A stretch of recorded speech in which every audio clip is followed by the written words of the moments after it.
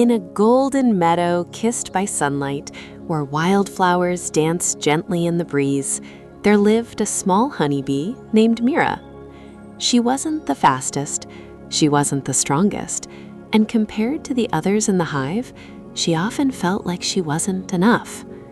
Every morning as the sun rose, hundreds of bees would fly out with confidence, swift, focused, unstoppable. But Mira?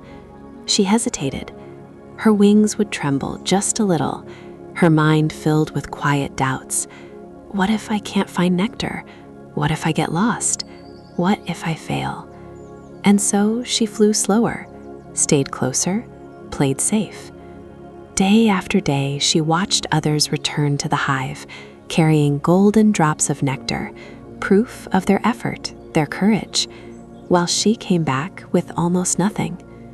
One evening, as the sky turned shades of orange and pink, Mira sat quietly at the edge of the hive, watching, questioning, hurting. Maybe I'm just not meant for this. Just then, an older bee, worn wings but steady and calm, landed beside her. He didn't rush to speak. He simply asked, gently, "Why do you hold back your wings?" Mira looked down. "I'm scared," she whispered. "What if I try and fail?" The old bee smiled softly. "What if you don't try and stay exactly where you are?" That question didn't comfort her. It challenged her. Because deep down, she knew the answer. Staying the same was already hurting.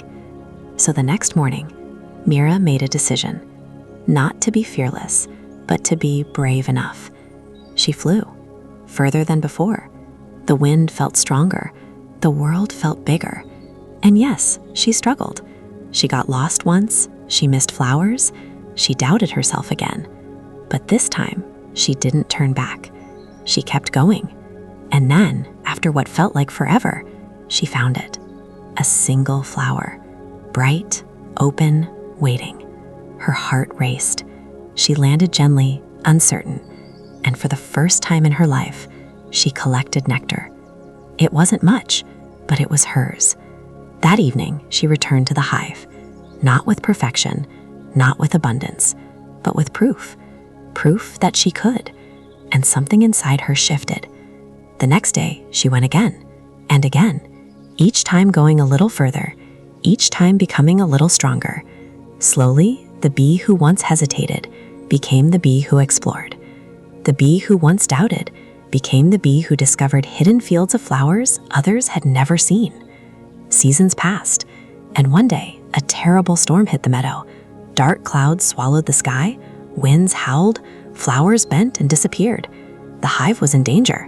The usual paths to nectar were gone. Panic spread. The strongest bees tried to fly out, but returned empty, because they only knew the familiar.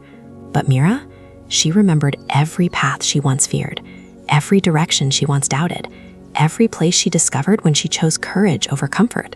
So she flew, through wind, through uncertainty, not because she wasn't afraid, but because she had learned how to move despite it. And she found food, hidden flowers protected between rocks, untouched by the storm. She came back, not just with nectar, but with hope. She led the others, showed them the way, and because of her, the hive survived. The same bee who once thought she wasn't enough became the reason everyone made it through. And that is your lesson. You don't become strong by waiting to feel ready. You become strong by moving while you're still unsure. Fear doesn't mean stop. It means there's something on the other side worth growing into. Because the truth is, the paths you're afraid to take are often the ones that build who you're meant to become. If Mira had stayed safe, she would have stayed small. But because she chose courage, she became essential. So the next time you feel like you're not enough, remember the bee. You don't need to be the fastest. You don't need to be the best. You just need to be willing to leave the comfort of what you know and fly into what you don't. Because your growth, your strength, your purpose is waiting in the places you're afraid to go. So go, even if your wings shake, especially then. Be sparkle.